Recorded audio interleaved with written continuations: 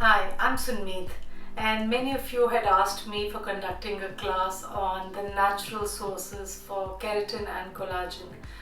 Most people still go to salons to get their keratin treatment done, to have a collagen boost, facials, and trust me, all of that is so unnecessary, so toxic, so chemical laden.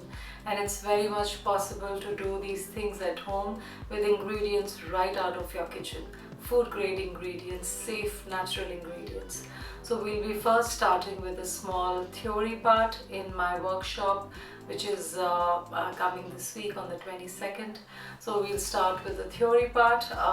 So the skin pH, the skin elasticity, what affects the skin, why does the keratin and collagen start to get lesser as we age, and what can you do naturally to boost them, and how can you get the skin glow and the hair smoothness intact with natural things. So do join me for this workshop and let's look forward to learning together.